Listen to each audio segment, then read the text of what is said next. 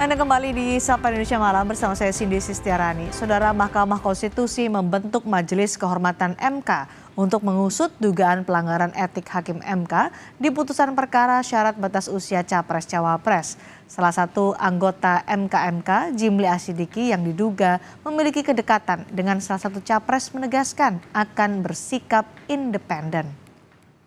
Puji syukur kehadirat Allah Subhanahu wa Ta'ala. Ketua Mahkamah Konstitusi Anwar Usman Selasa kemarin melantik 3 anggota Majelis Kehormatan Mahkamah Konstitusi atau MKMK.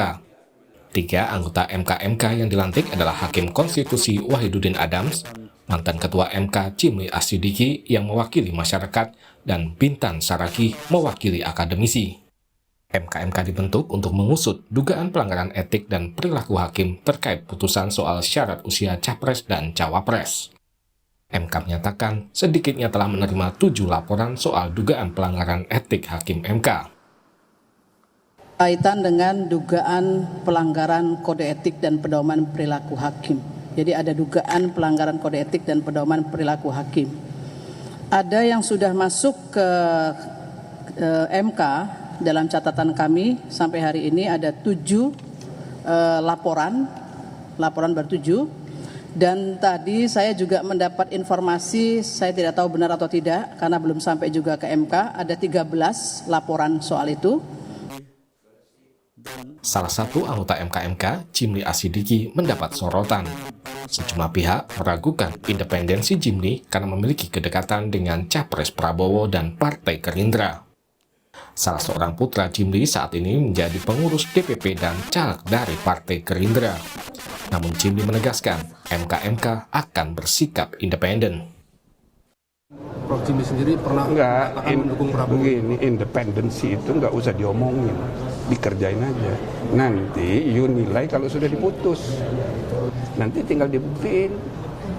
Dimungkinkan Para pengadu, para pemohon, ya kan, para pelapor, suruh buktiin mana yang dianggap melanggar kode etik, ya kan, buktinya apa.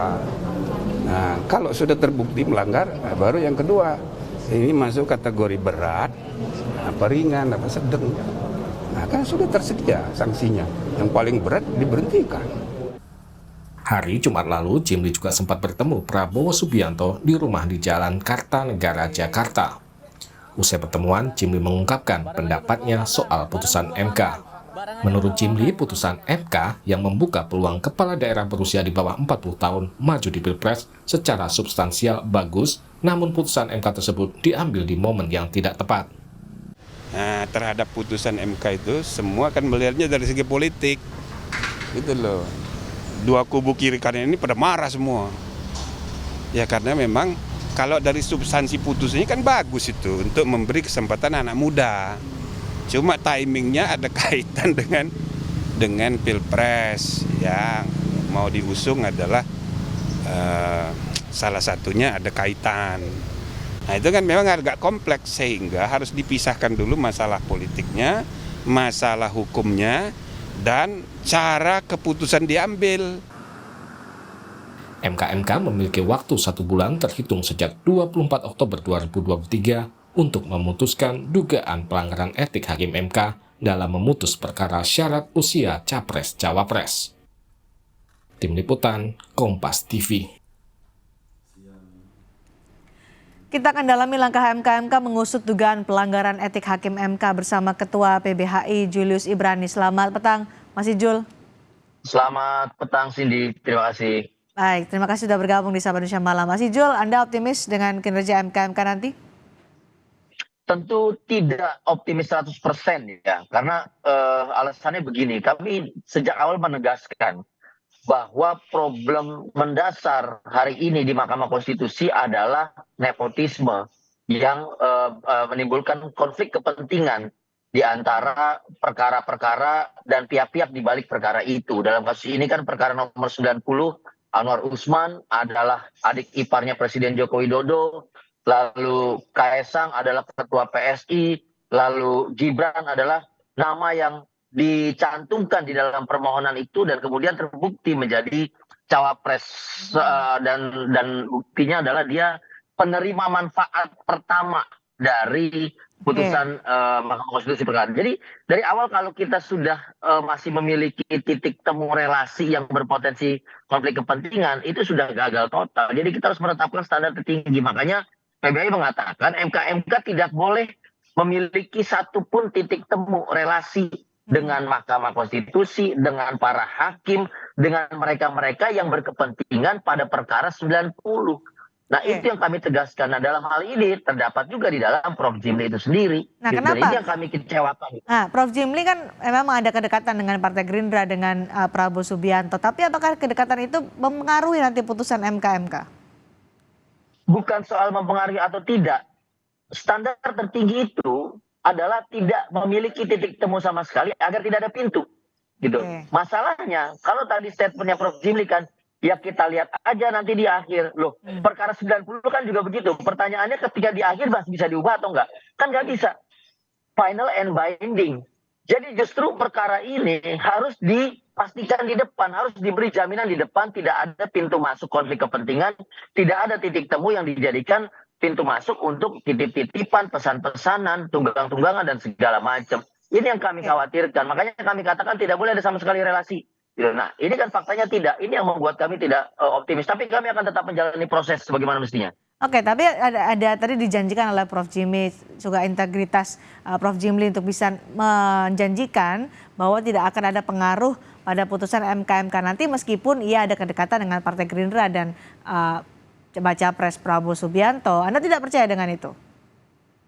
Saya tidak percaya karena terlapor yang kami adukan terkait dengan pelanggaran etik dan perilaku hakim itu, salah satunya Anwar Usman. Anwar Usman juga menyatakan dalam pidatonya, sepanjang 38 tahun saya menjadi hakim dan berdinas, saya tidak pernah melanggar. Karena itu satu statement yang mirip gitu. Kami tidak membutuhkan statement yang sifatnya politis. Kami tidak membutuhkan gimmick. Tapi ketika ditemukan satu titik relasi saja, itu sudah berbahaya. Saya pernah kasih contoh ya, salah satunya adalah pengawas KPK namanya MMB lah, senior saya di LBH dulu. Ketika dia tahu bahwa ponakannya mendaftar dan diterima jadi pegawai KPK, detik itu juga dia mundur dari KPK. Karena supaya menghindari ada titik temu. Nah, itulah standar etik tertinggi yang harusnya dipegang oleh MK saat ini, yang legitimasinya sedang hancur-hancurnya akibat brutalitas dalam memeriksa dan memutus perkara, gitu Cindy. Tapi kan sudah dilantik juga, jadi bagaimana bisa menurut Anda MK melakukan kinerjanya, menjaga juga marwah Mahkamah Konstitusi dengan mengusut dugaan pelanggaran Hakim MK dalam putusan terkait syarat usia capres? Nah, harus dipandang bahwa peringatan dari kami ini bukan bicara vis-a-vis personal kepada Prof. Jimli. Harus dipandang MK itu sebagai satu lembaga gitu, kolektif kolegial. Peringatan ini juga harus dipegang teguh oleh Bintan Saragih dan juga oleh Wahidudin Adams yang masuk dalam komposisi itu. Artinya dalam rapat-rapatnya nanti dia juga harus melihat, dia harus mengungkapkan apakah ada anasir-anasir konflik kepentingan akibat relasi tadi.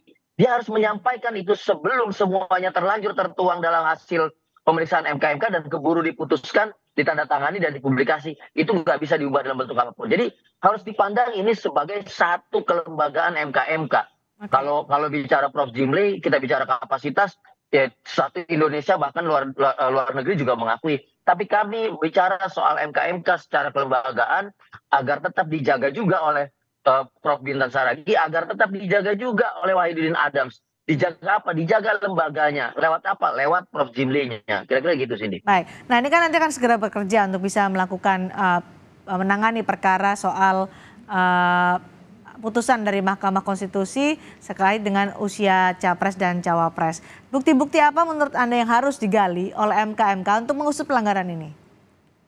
Jadi yang bisa ini penting ya. Pertama, yang bisa kami selenggarakan adalah seluruh informasi, data, dokumentasi yang diberikan kepada publik secara terbuka gitu. Okay. Dari awal PBI bilang kita nggak pakai insinuasi, kita nggak pakai asumsi, apalagi prediksi, tapi semua yang tercatat di dalam putusan itulah bukti-bukti kejanggalannya.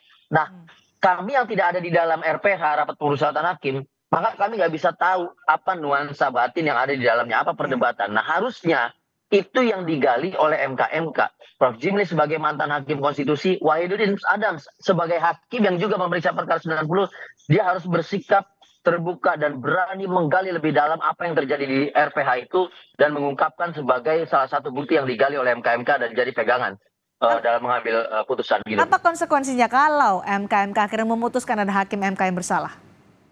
Kalau sepanjang yang kami kaji, sepanjang yang kami analisis, mulai dari klaster administrasi, kemudian formil legal standingnya, dan kemudian juga soal materialnya, adanya penambahan klausa yang tidak pernah dimohonkan, saya pikir ini harusnya masuk ke dalam kategori pelanggaran berat. Pelanggaran berat ini tentu berdampak pada harusnya pemecatan dari hakim konstitusi yang terlibat, dan oleh karenanya ini berdampak pada sah atau tidaknya pengambilan keputusan. Memang ada dualisme berbagai macam pendapat ahli. Bisa saja kemudian putusan itu dinyatakan cacat hukum dan batal. Bisa jadi ini jadi bahan bagi kami untuk mengajukan ulang. Kami tentu menginginkan anak muda, tapi lihat angka 40 itu tidak berkurang. Yang ditambahkan adalah kepala daerah. Nah ini yang kami dorong ke depannya, termasuk gugatan yang baru soal kepala daerah itu dimaknai gubernur, bukan kepala desa, bukan yang lainnya. Gitu, Cindy. Baik, terima kasih diskusi ini Mas Julius Ibrani sudah bergabung juga di Sapa Indonesia Malam. Selamat malam.